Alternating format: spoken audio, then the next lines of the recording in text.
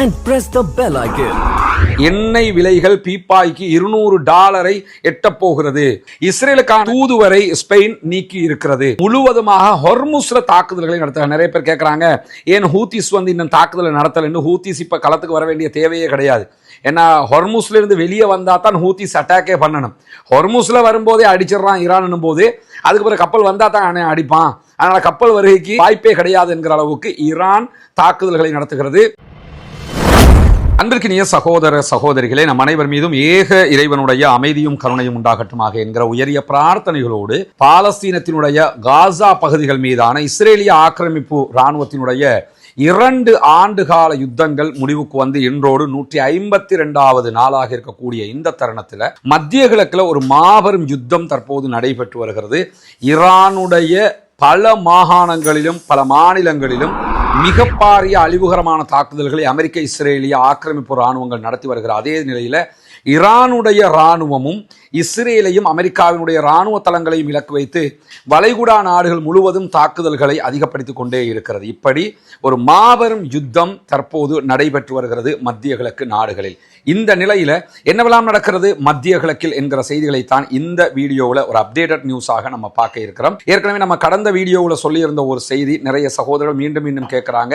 இந்த வீடியோவிலையும் அந்த வீடியோ பார்க்காத சகோதரர்களுக்காக சொல்லிக் கொள்கிறோம். ஈரானுடைய ஆன்மீக தலைவராக தேர்வு செய்யப்பட்டிருக்கக்கூடிய ஆயத்துல்லா அலி முஜ்தபா அவர்கள் படுகாயம் அடைந்திருக்கிறார்கள் அமெரிக்க இஸ்ரேலிய தாக்குதல்களில் என்று பரவக்கூடிய செய்தியில் எந்த விதமான உண்மையும் கிடையாது. அவர் சேஃபாக இருக்கிறார், அவருக்கு அப்படி ஒரு தாக்குதல் நடத்தப்படவில்லை என்று சொல்லி ஈரானுடைய IRGC அறிவித்திருப்பது மட்டுமல்லாமல் ஈரானுடைய அதிபர் மசூத் பெசக்ஷியனுடைய மகன் தன்னுடைய உத்தியோகபூர்வ தளத்தில் அறிவித்திருக்கக்கூடிய செய்திகளையும் இன்றைக்கு அல் ஜசீரா ஒளிபரப்பு செய்து கொண்டிருக்கிறது. எனவே அப்படியான ஒரு சம்பவம் நடைபெறவில்லை என்பதை புரிந்து கொள்ளுங்கள். இரண்டாவதாக இஸ்ரேலிய பிரதமர் பெஞ்சமின் நெதன்யாகு கொல்லப்பட்டு விட்டார் என்றும் 4 நாட்களாக அவரை காணவில்லை என்றும் பல செய்திகள் உலா வந்து கொண்டிருக்கின்றன. சில பேர் வீடியோவும் பேசிக் கொண்டிருக்கிறாங்க. அப்படியான ஒரு உறுதிப்படுத்தப்பட்ட செய்தி உத்தியோகபூர்வமான எந்த ஊடகங்களிலும் வெளியாகவில்லை. குறிப்பாக இஸ்ரேலுடைய எந்த விதமான ஊடகங்களும் இஸ்ரேலிய பிரதமர் பெஞ்சமின் நெதன்யாகு காணவில்லை அல்லது கொல்லப்பட்டு விட்டார் அல்லது காயமடைந்து விட்டார் என்கிற செய்திகளை ஒளிபரப்பவில்லை.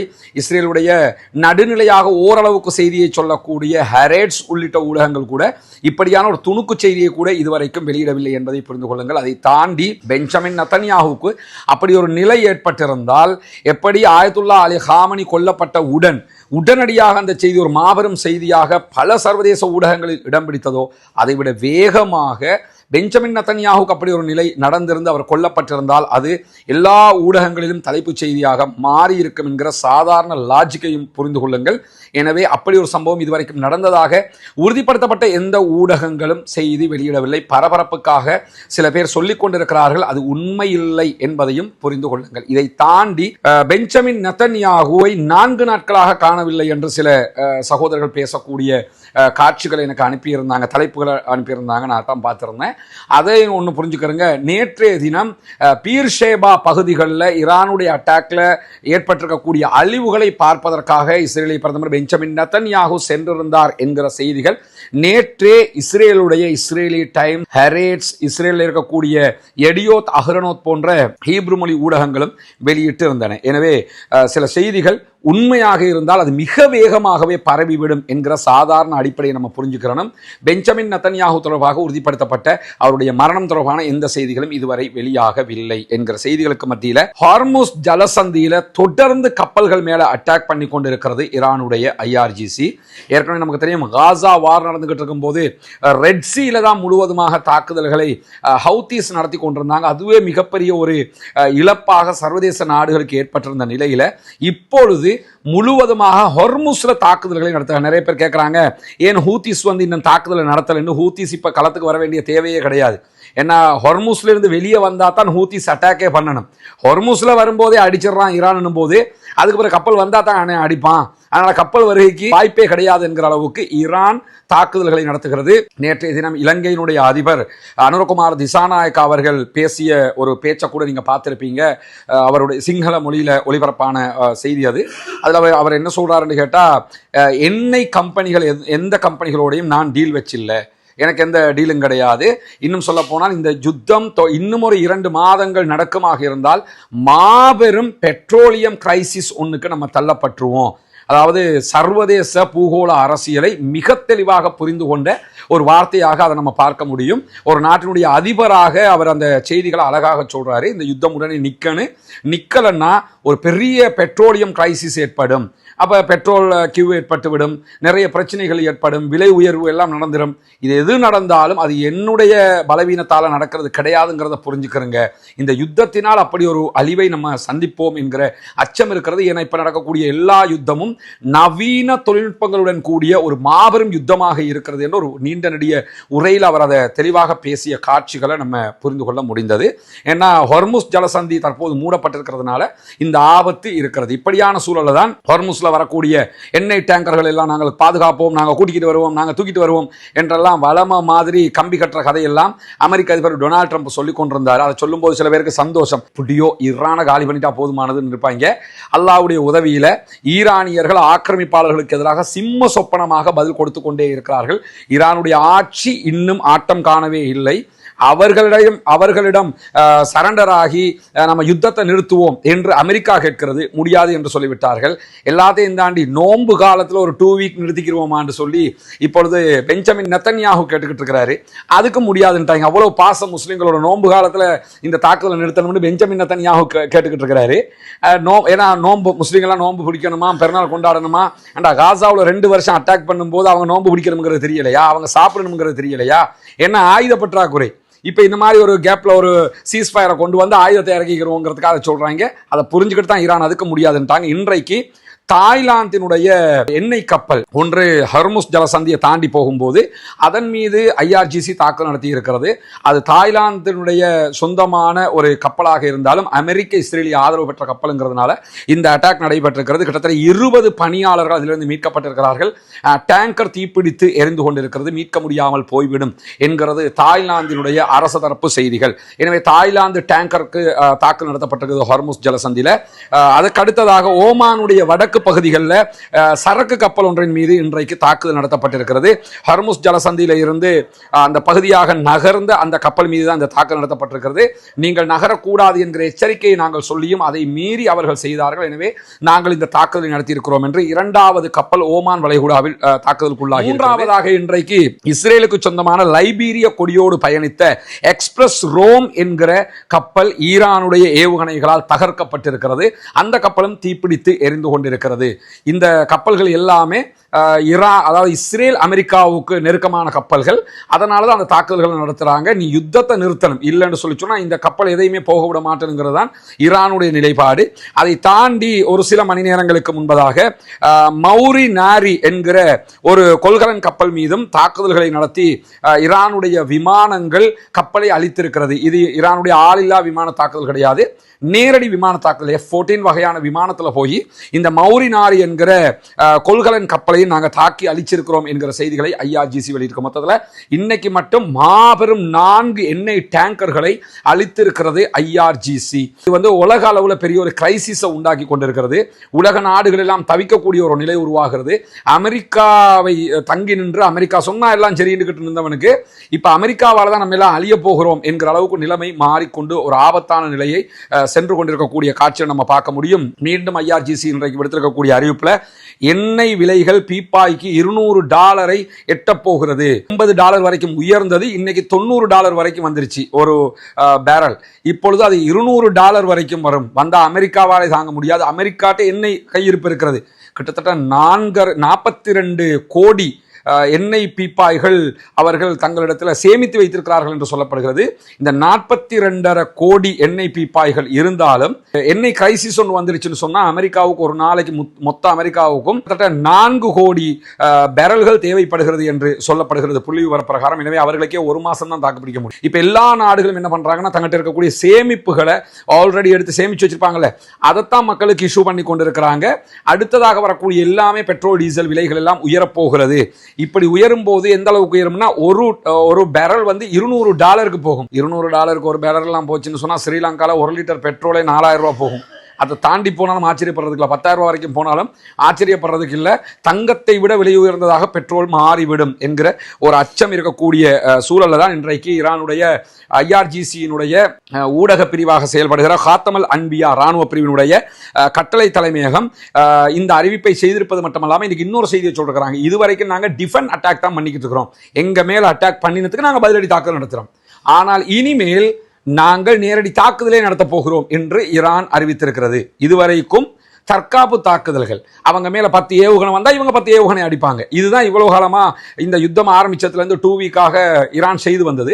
இன்றிலிருந்து ஈரான் என்ன பண்ணிருக்கிறாங்கன்னு கேட்டா, நாங்களே ஃப்ரெஷ் அட்டாக் பண்ண போறோம் அப்படின்னு சொல்லி நேரடி யுத்தத்துக்கே வரப்போறோம் என்று அறிவித்திருக்கிறார்கள். இதெல்லாம் இன்றைக்கு ஹாத்தமல் அன்பியா பிரிவு வெளியிட்டிருக்கக்கூடிய செய்திகளை பார்க்க முடிகிறது. அதே நேரம் இஸ்ரேலுக்கான தூதுவரை ஸ்பெயின் நீக்கி இருக்கிறது. ஸ்பெயினுடைய தூதுவர் ஆலயம் இஸ்ரேலில் இருக்குது, அங்க தூதுவர் அவங்க நியமிச்சு வச்சிருந்தாங்க. தொடர்ந்து இஸ்ரேல் நடத்தி வருகிற இந்த அநியாய தாக்குதல்கள் காரணமாக ஈரானுக்குள்ள அந்த குழந்தைகளை கொன்றது இதையெல்லாம் அடிப்படையாக வச்சு தங்களுடைய தூதரை விட்ரா பண்ணி இருக்கிறது இஸ்ரேல் என்கிற செய்திகள் வெளியாகி இருக்கிறது. ஓரளவுக்கு இந்த பஹ்ரைன்காரன், அதே மாதிரி மொரோக்கோல இருக்கிறவன், இந்த மாதிரி இஸ்ரேலுடைய தூதுவராலயம் வச்சுக்கிட்டு இருக்கிறாங்க இல்ல, இவங்களை விட ஸ்பெயின்காரன் எவ்வளவோ பரவாயில்லை, அவர்கள் மொத்தமாக தங்களுடைய தூதுவரை விட்ரா பண்ணி இருக்கிறார்கள் என்கிற செய்திகள் வெளியாகி இருக்கிறார். அதே நேரத்தில் ஹொர்முஸ் ஜலசந்தியில இருந்த ஈரானுடைய ஒரு ஆம்புலன்ஸ் கப்பல் மீது இன்றைக்கு அமெரிக்கா தாக்குதல் நடத்தி இருக்கிறது. இதுதான் அமெரிக்கா தாக்குதல் நடத்திய ஈரானுடைய 2வது கப்பல், 47வது கப்பல் இல்லை. ஏன்னா அமெரிக்க அதிபர் டொனால்ட் ட்ரம்ப் சொல்றாரு 46 கப்பலை நாங்கள் அடிச்சிட்டோம்ங்கிறாரு. பச்சை பொய்ய பச்சையா புழுகி கம்பி கட்டுற கதை சொல்லி கொண்டிருக்கிறாரு. உலகத்தில் அவங்க அடிச்சதாக நீங்க பார்த்த ஒரே நியூஸ் ஏதாவது இருக்குன்னு கேட்டால் இலங்கை கடற்பரப்பில் அவங்க அடிச்சது. 2வதா இன்றைக்கு IRGC அறிவிச்சிருக்கிறாங்க, எங்களுடைய ஒரு ஆம்புலன்ஸ் கப்பல், மருத்துவ கப்பல் ஒன்றின் மீது தாக்குதல் நடத்தியிருக்கிறார். இது சர்வதேச விதிகளை மீறிய மாபெரும் குற்றம். அந்த மாதிரி ஒரு தாக்குதல் இன்றைக்கு நடத்தப்பட்டிருக்கிறது என்கிற செய்திகள் வெளியாகி இருக்கிறார். அதே நேரம் குவைத்து, பஹ்ரைனில் இருக்கக்கூடிய அமெரிக்காவினுடைய ராணுவ தளங்கள் மீது இன்றைக்கு IRGC மிக கடுமையான தாக்குதல்களை மீண்டும் நடத்தி இருக்கிறது. சற்று நேரத்துக்கு முன்பதாக குவைத்தில் இருக்கக்கூடிய அமெரிக்க படைத்தளமாக இருக்கிற அல் உதைரி ஹெலிகாப்டர் விமான தளத்தின் மீது தாக்குதல் நடத்துவது, ஹெலிகாப்டர்கள் ஸ்பெஷல் ராணுவ தாக்குதல்கள் நடத்தக்கூடிய ஹெலிகாப்டர்கள் வைக்கக்கூடிய ராணுவ தளம் அல் உதைரி தளம், அதன் மீது தாக்குதல் நடத்தப்பட்டிருக்கிறது. அதே போன்று முகமது அல் அஹமது கடற்படை தளத்தின் மீது இன்றைக்கு தாக்குதல்கள் நடத்தப்பட்டிருக்கிறது. அலி அல் ஷலேம் விமான தளத்தின் மீதும் தாக்குதல்கள் நடத்தப்பட்டிருக்கு. இதெல்லாம் குவைத்தில் இருக்கக்கூடிய அமெரிக்காவுடைய பேஸ். அமெரிக்காவோட பேஸ் இருக்குன்னு நம்ம கேள்விப்பட்டிருக்கிறோம். இவ்வளவு வச்சு தொலைச்சிருக்கிறாங்க, அமெரிக்காவே அதுக்குள்ளதான் வச்சிருக்கிற மாதிரி இவ்வளவு வச்சிருக்கிறாங்க பாருங்க. இவ்வளவு இருந்தும் குவைத்தை பாதுகாக்க முடிஞ்சுதா, துபாயை பாதுகாக்க முடிஞ்சுதா? காசை கொடுத்து அடி வாங்கின ஒரே குரூப் இவங்களா தான் இருக்க முடியும். எங்களுக்கு எவனாவது அடிச்சாங்களா பாதுகாத்துக்கணும் தான் எல்லாம் கொடுத்து வச்சிருந்தாங்க. இப்ப என்ன நடந்துகிட்டு இருக்குது? எவ்வளவு ஒரு முட்டாள்தனமான நிலை மாறி இருக்குதுங்கிறத பாருங்க. அதை தாண்டி இஸ்ரேலுடைய ராணுவ புலனாய்வு நிறுவனத்தின் மீது இன்றைக்கு தாக்கல், அமான் மீது தாக்கல். இது வந்து ராணுவ புலனாய்வு நிறுவனம்னு சொன்னா இஸ்ரேலில் நிறைய புலனாய்வு அமைப்புகள் இருக்கு. மொசாத் இருக்குது, மொசாத் வெளிநாடுகளில் உளவு பார்க்கக்கூடிய வேலையை செய்யக்கூடிய அமைப்பு. அதே மாதிரி உள்நாட்டு உளவு பிரிவு இருக்கிறாங்க, ஷின்பத் இருக்கிறாங்க. இந்த ரெண்டுக்கும் இடையில அமான் என்று சொல்லி கொண்டு இருக்கிறாங்க. இதன் மீது தான் இன்றைக்கு தாக்குதல் நடத்தப்பட்டிருக்குது. கடந்த 12 நாள் வாரில் மொசாதுடைய தலைமையகத்துக்கு அடிச்சாங்க ஈரான். இன்னைக்கு முதல் கட்டமாக அமான் மீது தாக்குதல்கள் நடத்தி இருக்கிறார்கள். அந்த தாக்குதல்கள் மிக கடுமையான தாக்குதல்களாக மாறி இருக்கிறார். அதே நேரம் இஸ்ரேலுடைய கடற்படை தளமும் குறிவைத்து தகர்க்கப்பட்டிருக்கிறது, பற்றி எரிகிறது இஸ்ரேலுடைய கடற்படை தளம். அதே போன்று இஸ்ரேலுடைய வடக்கு துறைமுக நகரமாக இருக்கக்கூடிய ஹைஃபாவில் இருக்கக்கூடிய ஒரு கடற்படை தளத்தின் மீதும் தாக்குதல்கள் நடத்தி இருக்கிற ஈரானுடைய IRGC அமைப்பினர் இஸ்ரேலுடைய ரேடார் அமைப்பையும் குறிவைத்து தாக்குதல்களை நடத்தி இருக்கிறார்கள் என்கிற செய்திகள் வெளியாகி இருக்கிறது. இப்படி தொடர்ந்து செய்திகள் வெளியாகி இருக்கிற அதே நேரம் இன்றைக்கு அமெரிக்க அதிபர் டொனால்ட் ட்ரம்ப் வெளியிட்டிருக்கக்கூடிய அறிவிப்புல ஈரான் கட்டுப்பட வேண்டும், ஈரான் சரண்டர் ஆக வேண்டும், இல்லை என்றால் இதுவரைக்கும் நடத்தின மாதிரி 20 மடங்கு பெரிய தாக்குதல்களை நாங்க நடத்துவோம் அப்படிங்கிறாரு. இப்ப நமக்கு இருக்கா, அந்த ஆளுக்கு இருக்கான்னு தெரியல. ஏன்னா நீ என்ன சொல்ற, ஈரானை அழிச்சிட்டோம், 80% ஈரானுடைய ஏவுகணைகளை கேப்பபிலிட்டி எல்லாமே நாங்கள் அழிச்சிட்டோம், ஈரான் இனி எடுக்கிறதுக்கு ஒன்றும் இல்லை, அவங்க இழப்பதற்கு ஒன்றுமே இல்லை, எல்லாம் முடிஞ்சிருச்சுங்கிறீங்க. ஆனால் இன்னும் நாங்கள் அதை கண்ட்ரோல் பண்ணலைங்கிறீங்க.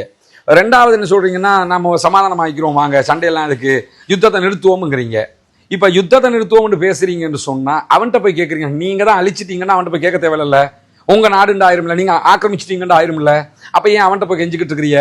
80% ஈரானுடைய ஏவுகணை பலத்தை அழிச்சிட்டோம்னு சொல்லி சொன்னா திருப்பி அதுக்கு 20 மடங்கு பலமான தாக்குதலை நடத்தணுங்கிறீங்க. அப்ப என்ன அர்த்தம்னு கேட்டா எல்லாமே பொய், வாயை திறந்தா பொய்ய சொல்லிக்கிட்டு இருக்கிறாப்புல. இதுக்கு நடுவுல இந்த ரணகளத்தில் ஒரு கிளுகிழுப்புன்னு சொல்லுவாங்க, கேள்விப்பட்டிருக்கீங்களா? ஊரே பத்தி எரிஞ்சுக்கிட்டு இருக்கும், இடையில ஒருத்தன் பாட்டு படிச்சுக்கிட்டு இருப்பான். இந்த மாதிரி பைத்தியங்கள் வரிசையில இந்த ரஸா பஹ்லவின்னு ஒருத்தர் இருக்கிறார். நம்ம தனி வீடியோ போட்டிருக்கிறோம். யார் இந்த ரஸா பஹ்லவின்னு பார்க்காதவங்க நம்ம ரஸ்மின் மயசி நியூஸ் சேனல்ல இருக்குது, பார்த்துக்கிறேங்க. இவர் வந்து ஷாஹு என்கிற மன்னருடைய கடைசி வாரிசு. அதாவது ஷாஹு தான் ஈரான்ல இருந்த கடைசி மன்னர். 1970களுக்கு பிறகு அவர் தூக்கி எறியப்படுகிறாரு, நாட்டை விட்டு ஓடுறாரு. வாப்பா பிள்ளைகள் எல்லாருமே போய் ஈஜிப்ட்ல தஞ்சம் அடைகிறாங்க. இந்த ஆள் இப்ப வந்து அமெரிக்காவில் இருக்கிறாரு. இப்படி நாட்டை விட்டு ஓடி போயிட்டு அமெரிக்காவினுடைய கொத்தடிமைன்னா ஜெயலலிதா கிட்ட இருந்த எடப்பாடியை விட பெரிய கொத்தடிமைன்னு நினைச்சுக்கிறேங்க. அந்த அளவு டயருக்கு கீழே இருப்பாங்க, இவங்க அதுக்கு கீழே இருப்பாங்க. அப்படிப்பட்ட ஆட்கள். அந்த மாதிரி இருக்கக்கூடிய ரஸா ஷா பஹ்லவி இன்னைக்கு அவர் ஒரு அறிவித்தல் கொடுத்திருக்கிறாரு. ஈரானிய மக்கள், நீங்க கடைகளில் போய் பொருட்களை வாங்கிட்டு வீட்டுக்குள்ள போய் பத்திரமா இருந்துக்கிறீங்க, பத்திரமா இருந்து வெளியே வராதீங்க, எந்த ஜாபுக்கும் போவாதீங்க, அரச தொழிலில் இருக்கிறவங்க யாரும் அரச தொழிலுக்கு போவாதீங்க. ஏன்னா நீங்க சீக்கிரமாகவே நான் உங்களுக்கு ஒரு அறிவித்தலை விடுப்பேன். அந்த அறிவித்தல் வந்து நமக்கு மகிழ்ச்சிகரமான செய்தியா இருக்கும். அதே மாதிரி ராணுவம் வந்து உடனே சரண்டர் ஆகணும், நீங்க அமெரிக்காவுக்கு கட்டுப்படணும், திரும்ப அமெரிக்காவை எதிர்த்து நிற்காதீங்க, கட்டுப்படலைன்னா உங்க மேல தண்டனை தருவேன், நான் வந்து அடுத்த அறிவிப்பு தருவேன், தந்ததோட நாடெல்லாம் சரியாயிரும், ரெடி ஆயிருங்க, நம்ம நாட்டை பிடிக்கிறோம் அப்படின்னு சொல்லிட்டு இந்த ஆளு வந்து சார்லி சாப்ளினை விட அல்லது மிஸ்டர் பீனை விட பெரிய பீனா இருக்கிறான்.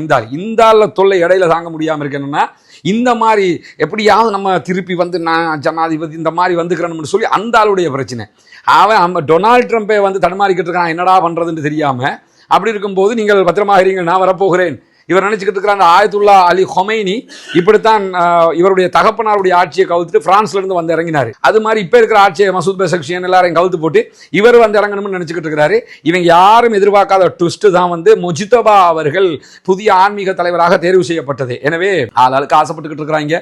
என்ன நடக்குதுங்கிறத பொறுத்திருந்து பார்ப்போம். உடனுக்குடன் உண்மையான செய்திகளை அறிந்து தொடர்ந்தும் பாதிக்கப்படுகிற மக்களுக்காக ஜனநாயக ரீதியாக குரல் எழுப்புவோமாக, புனிதமிக்க ரமலானுடைய மாதத்தில் ஆக்கிரமிப்பு நீங்குவதற்காக பிரார்த்தனை செய்வோமாக என்கிற கோரிக்கைகளோடு முடித்துக் கொள்கிறேன். வாஹ்ரதா அல்ஹம்துலில்லாஹி ரப்பில் ஆலமீன். Subscribe now and press the bell icon.